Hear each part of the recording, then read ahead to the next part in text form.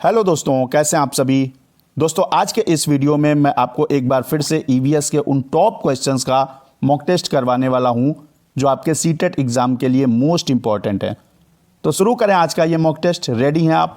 पहला क्वेश्चन आपके सामने है। क्वेश्चन दोस्तों है वहीदा प्रिज्म के बारे में। एनसीईआरटी में एक आपकी ईवीएस बुक में कैरेक्टर दिया गया है वहीदा प्रिज्म। इनके बारे में कुछ स्टेटमेंट लिखे गए हैं, उन पर विचार करना है, निम्नलिखित कथनों पर विचार करना है। ये स्टेटमेंट जो है वो कहता है इनका जन्म हरियाणा राज्य के करनाल में हुआ था। तो दोस्तों ये स्टेटमेंट पूरी तरीके से गलत है। इनका जन्म हुआ था, इनका संबंध जो है वो थन्ना मंडी एक गांव पड़ता है राजौरी डिस्ट्रिक्ट आपका जम्मू कश्मीर के अंदर। तो यहाँ आपका इनका संबंध हरियाणा करनाल से नहीं है। यहाँ बताइएगा आपकी एक और पर्सनालिटी है जो सीटेट के अंदर बहुत पूछी जाती है, उनका जन्म हुआ था वो कौन है। इनका जो मैं अदर पर्सनालिटी की बात कर रहा हूं, इनका जन्म हरियाणा के करनाल में हुआ था। ये आपको कमेंट बॉक्स में बताना है। सेकंड जो बी आपका स्टेटमेंट है, कहता है ये भारतीय नौसेना में डॉक्टर हैं और नौसेना के समुद्री जहाज पर काम करने वाली गिनी चुनी महिलाओं में से एक हैं। क्या ये बात सही है? तो ये वाली बात आपकी ये स्टेटमेंट बिल्कुल सही है। सी कहता है इन्होंने अपनी 12वीं की पढ़ाई भी अपनी नानी के घर राजौरी से की है। बिल्कुल सही बात है, यह भी स्टेटमेंट आपका सही हो जाएगा। इन्होंने इंटरमीडिएट की जो पढ़ाई की है वो अपनी नानी के घर राजौरी से की है। डी कहता है इन्हें मोटरसाइकिल चलाने का बहुत शौक था और ये 3 बहनें हैं। बिल्कुल ये भी आपका स्टेटमेंट सही लिखा गया है। तो यहाँ पर आपका बी, सी और डी तीनों सही हैं, यानी सेकेंड आपका ऑप्शन सही हो जाएगा। तो इस तरीके से आपकी क्वेश्चन वहीदा प्रिज्म से क्वेश्चन जरूर आएगा आपके सीटेट के अंदर। अगला क्वेश्चन जो है क्या है दोस्तों, मोस्ट इंपॉर्टेंट क्वेश्चन लगा लीजिएगा आपका। इस तरीके से क्वेश्चन को मैंने बनाया है। क्वेश्चन है निम्नलिखित कथनों में असत्य को चुनिए। आप बताइए इनमें कौन सा स्टेटमेंट असत्य है। पहला कहता है आंध्र प्रदेश में लोगों का एक समूह जो होता है विशेष कैंप लगाता है। इस कैंप द्वारा जो होता है क्या कि कम उम्र की शादीशुदा लड़कियों को, जो लड़कियां कम उम्र में जिनकी शादी हो जाती है, विवाह हो जाता है, उनको फिर से स्कूल भेजने में मदद करती है। तो ये बात बिल्कुल सही है। आंध्र प्रदेश के अंदर एक संस्था है, एक कैंप है, समूह है जो विशेष कैंप लगाता है जहां पर जिन लड़कियों की जल्दी शादी हो गई और उनकी पढ़ाई छूट गई है उनको फिर से स्कूल भेजने में मदद करता है। स्टेटमेंट पूरा आपका सही है। अगर बी स्टेटमेंट की बात करें तो बी कहता वलसाड़ स्टेशन। अब वलसाड़ स्टेशन आपका गुजरात के अंदर है, यह आपको याद रखना। गांधीधाम, अहमदाबाद और वलसाड़ तीनों आपके गुजरात से संबंधित हैं। वलसाड़ स्टेशन पर अधिकतर विक्रेता बटाटा बड़ा, पूरी साग और ठंडा दूध बेचते नजर आएंगे। क्या बात सही है? तो ये बात आपकी बिल्कुल सही है। अहमदाबाद स्टेशन पर आपको ढोकला चटनी और लेमन राइस यानी नींबू वाले चावल बिकते हुए मिलेंगे। यहाँ वलसाड़ स्टेशन पर ये सारी चीजें आपको मिलेंगी। बिल्कुल सही बात लिखी है। सी कहता कई खेलों में खिलाड़ी को छूना जरूरी होता है। जैसे आप सबने खास करके फीमेल जो है हमारी बहनें जो हैं उन्होंने खो खो बहुत खेला होगा। यहाँ पर आप सबने खो खो खेला होगा, लड़कों ने भी खेला होगा। बहुत सारे खेल हैं, 1-2 खेल कमेंट बॉक्स में बताइएगा अगर आपसे हो सके। तो खो खो के खेल में छूने से ही आउट होते हैं और छूने से ही बारी आती है। ये भी बात बिल्कुल सही है। कुछ गेम ऐसे हैं जो छूने यानी टच करने वाले होते हैं और उसमें खिलाड़ी आउट होता है और उससे ही अगले की बारी आती है। सी भी आपका सही है। एनसीईआरटी में ये चीज़ दी गई है, अपनी तरफ से नहीं बनाया कुछ भी मैंने। डी कहता है कि जब किसी मधुमक्खी को रस मिल जाता है तो वह एक तरीके की आवाज़ निकालती है जिससे दूसरी मधुमक्खी को पता चलता है। तो यहाँ पर दोस्तों जब किसी मक्खी को रस मिलता है तो आवाज़ नहीं निकालती है, क्या करती है? डांस करती है, नृत्य करती है। ये आपको याद रखना है। तो दूसरी वाली मक्खी देखती है कि पहली वाली नृत्य कर रही, यानी इसको रस मिल चुका है, तो इससे वो पता लगा लेती है। तो डी स्टेटमेंट भी आपका क्या हो जाएगा? ये वाला रॉन्ग हो जाएगा। यहाँ पर आवाज़ नहीं निकालती है, डांस करती है। तो यहाँ ए बी सी सही है। असत्य पूछ रहा था क्योंकि आपसे पूछ रहा था असत्य, तो यहाँ असत्य वाला हो जाएगा सत्य, यानी डी ऑप्शन सही हो जाएगा। अगला बढ़ेंगे और अगला क्वेश्चन है आपका निम्नलिखित में डॉल्फिन के संदर्भ में सही कथन चुनिए। सही कथन चुनना है भाई। यहाँ पर सही कथन देखते हैं। या स्तनधारी जीव है, बिल्कुल सही बात है। या फेफड़ों से सांस लेती है, बिल्कुल सही बात है। फेफड़ों से भी सांस लेती है और स्तनधारी भी है क्योंकि बच्चों को दूध पिलाती है और फेफड़े से सांस भी लेती है। सी कहता है यह मनुष्य की तरह आवाज़ निकालती है और डी कहता है यह भारत का राष्ट्रीय जलीय जीव है। तो ये भी बात आपकी डी भी सही है, ए और बी भी सही है, लेकिन यहां पर सी आपका पूरी तरीके से क्या है, गलत हो जाएगा। मनुष्य की तरह आवाज नहीं निकालती है। हालांकि डॉल्फिन एक दूसरे से बात करती हैं, विशेष अपनी आवाज निकालती हैं, लेकिन मनुष्य के तरीके से आवाज नहीं निकालती हैं। तो यहां पर सही कथन तो ए बी डी हो जाएंगे, लेकिन यहां आपका स्टेटमेंट नहीं दिया गया, कोई बात नहीं, यहां ए बी डी सही है, ठीक है, सी आपका रॉन्ग हो जाएगा। अगला बढ़ते हैं और अगला देखिएगा क्वेश्चन। यहां पर मैंने हर चीज को एक आपके लिए अच्छे तरीके से सेट किया है। क्या है, निम्नलिखित का उचित मिलान कीजिए। लंगूर इधर पढ़िए, आप इधर पूरा पढ़िए और इधर पढ़िए। चीकू, खीरा, भिंडी, ठंडा रेगिस्तान, दीमक आपका चींटी, ततैया, यहां से आपको मैचिंग करनी है। तो भाई डी से शुरू करते हैं। चींटी, दीमक, ततैया, यहां दोस्तों ये आपके सोशल इंसेक्ट होते हैं, ठीक है, ये सारे के सारे कॉलोनी में रहते हैं, एक साथ रहते हैं, तो डी का सेकंड के साथ जाएगा।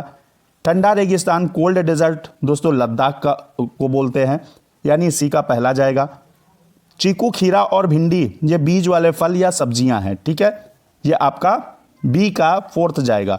अब बचा आपका लंगूर, तो ये ऊंची डाल पर बैठता है पेड़ की, और जैसे पास जब कोई खतरा आ रहा होता है, शेर, चीता देखता है, टाइगर, लायन, तो ये अपने साथियों को अलर्ट करता है, यानी एक विशेष आवाज निकालता है और इसके साथी अलर्ट हो जाते हैं।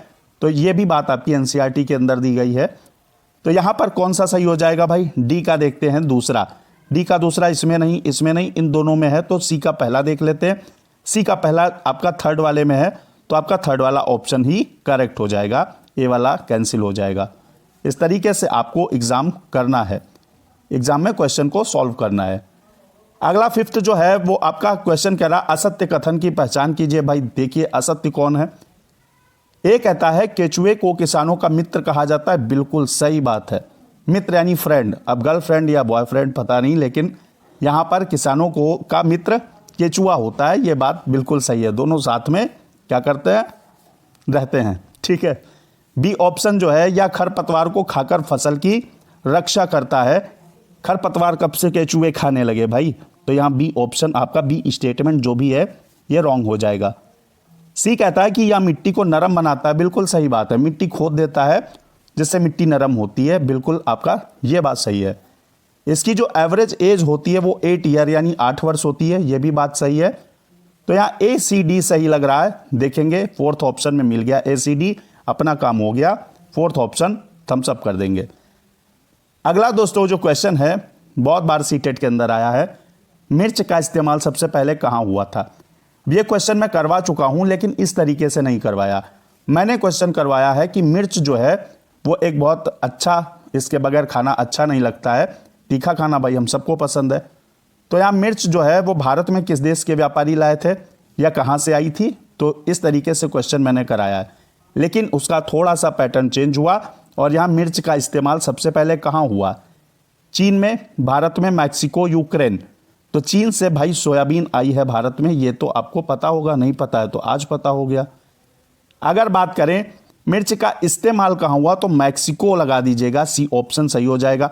मैक्सिको आपका जो है वो मिर्च का इस्तेमाल सबसे पहले यहां हुआ था, और भारत में जो आपकी आई मिर्च वो आपकी साउथ अमेरिका के व्यापारी साउथ अमेरिका से भारत लाए थे, जो ट्रेडर्स थे। सी ऑप्शन फिलहाल सही है। अगला बढ़ेंगे और आपका 7 नंबर क्वेश्चन आपके सामने है। क्वेश्चन कह रहा नागालैंड राज्य के लोगों का पसंदीदा भोजन क्या है। क्या दाल चावल खाते हैं, क्या बांस के कोपल, भल्ली वांगी, और यहां पर मछली चावल। तो दोस्तों नागालैंड राज्य के लोग जो खाते हैं वो बांस के कोपल, बांस देखा आपने, बांस के जो छोटे छोटे बहुत मतलब जैसे कई चीज़ों की पत्तियों के अचार, जब पत्तियां निकलती हैं तो अचार भी बनता है, तो इस तरीके से बांस के कोपल होते हैं, बहुत मुलायम मुलायम, उनके दोस्तों वो खाए जाते हैं भाई, इनका पसंदीदा भोजन है। तो बी ऑप्शन सही हो जाएगा। दाल चावल वाले तो हम लोग हैं, इधर वाले नॉर्थ इंडिया वाले जो है ये सब दाल चावल ज़्यादा खाते हैं। अब अगर बात करें मछली चावल, तो कमेंट बॉक्स में बताइएगा मछली चावल कहाँ के लोगों का मुख्य भोजन है, फेवरेट है। नौसेना की परेड में लीडर के पीछे चलने वाली टुकड़ियों की संख्या कितनी होती है, ये बताइए भाई। नेवी जो होती है उसमें लीडर के पीछे चलने वाली, परेड में लीडर के पीछे कितनी टुकड़ियां चलती हैं, 3, 4, 5, 7। तो यहाँ पर बताइएगा कितनी भैया टुकड़ियाँ चलती हैं। यहाँ पर ना तो 3 चलती हैं, ना 5 चलती हैं, ना 7 चलती हैं आपकी 4, और आपका बी ऑप्शन सही हो जाएगा। यहाँ पर देखेंगे फौजी वहीदा के बारे में थोड़ा सा मैंने लिखा है। ये दोस्तों थन्ना मंडी गांव नाम के एक छोटे से गांव से हैं जो जम्मू कश्मीर के राजौरी डिस्ट्रिक्ट में है। ये भारतीय नौसेना में डॉक्टर हैं। ये पहली महिला हैं जिन्होंने एक पूरी परेड की कमान संभाली है। ये स्टेटमेंट आपके आ सकते हैं। जब परेड होती है तो पीछे 4 टुकड़ियां चलती हैं। पूरी परेड में 36 निर्देश देने होते हैं। ये आपसे पूछा जा सकता है क्योंकि एनसीईआरटी ईवीएस की चीज़ें हैं और पेपर आपका यहीं से बनेगा। अगला क्वेश्चन है 9 नंबर। एक पौधा जिसमें पोषण के स्वपोषी और विषमपोषी दोनों प्रकार होते हैं, यानी स्वपोषी भी होता है, विषमपोषी भी होता है। अब बताइए भाई, सुंदरी का पौधा राइजोबियम अमरबेल निपेंथिस। अमरबेल का होता दोस्तों ये परजीवी है, ठीक है। ये दूसरों पर आपने देखा होगा, अमरबेल जिस पेड़ पर फैलती है उस पेड़ का चारा उसको अपना खाना बना लेती है और उसको ख़त्म कर देती है, और खुद जो है अमरबेल खूब सारी फैल जाती है। तो ये आपका उस टाइप का पौधा है, ठीक है। अब यहाँ दोस्तों बात करते हैं स्वपोषी और विषमपोषी दोनों प्रकार होते हैं। ये आपका निपेंथिस हो जाएगा, घटपर्णी पौधा। अब बताइए ये पौधा कहाँ होता है? जहाँ पर दोस्तों नाइट्रोजन की कमी होती है वहाँ होता है। और ये अपनी नाइट्रोजन की इस कमी को पूरा करने के लिए क्या करता है, जो कीट होते हैं, इंसेक्ट होते हैं, उनका शिकार करता है। भारत के मेघालय राज्य के अंदर पाया जाता है। ये भी आपको याद रखना है। इंडोनेशिया, ऑस्ट्रेलिया में भी पाया जाता है। वही घटपर्णी जिसे आप पिक्चर प्लांट कहते हैं। तो डी ऑप्शन सही हो जाएगा। अगला बढ़ें और अगला क्वेश्चन लेंगे, लेकिन दोस्तों चैनल को सब्सक्राइब करके बेल आइकन प्रेस कर दीजिएगा। वीडियो को लाइक शेयर करना मत भूलिएगा। ये आपका प्यार मेरी तरफ से मैं आपसे मांग रहा हूँ। 10 नंबर जो क्वेश्चन है वो क्या है? जैव विविधता के बारे में नीचे दिए गए कथनों पर विचार कीजिए। बायोडाइवर्सिटी, यहाँ पर कथन आपके दिए गए हैं, थोड़ा मैं अभी ऊपर करूँगा, क्वेश्चन शायद लंबा हो गया है। यहाँ जैव विविधता यानी बायोडाइवर्सिटी के बारे में स्टेटमेंट पर विचार करना, कौन कौन से सही हैं। यह सघन वनों में अधिकतम होती है, जहाँ डेंस फॉरेस्ट होते हैं वहाँ पर अधिकतम होती है। ये स्टेटमेंट सुनिए। बी कहता है या किसी दिए गए क्षेत्र में पाए जाने वाले केवल प्राणी जातों की विभिन्न प्रजातियों का उल्लेख करती है।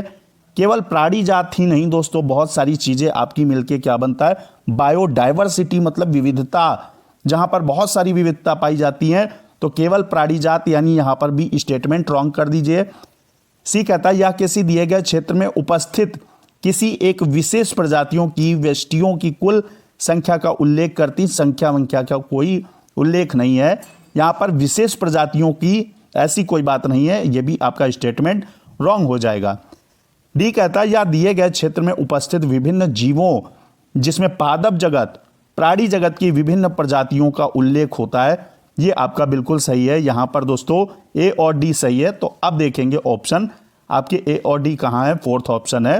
यहाँ पर आप 4th ऑप्शन टिक कर देंगे। दोस्तों भारत में सबसे अधिक जो जैव विविधता पाई जाती है वो आपकी साइलेंट वैली केरल के अंदर पाई जाती है। ये आपको याद रखना है।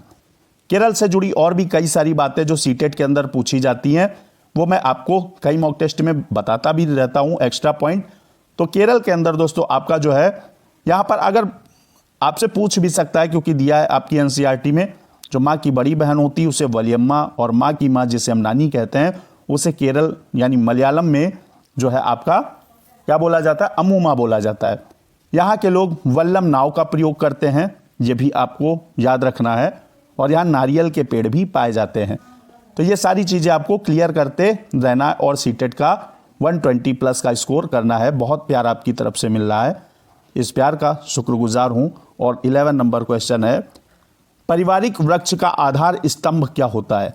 भाई परिवार का जो है एक फैमिली ट्री है, उसका बेस क्या होता है? दादा दादी, माता पिता, बच्चे, इनमें से कोई नहीं।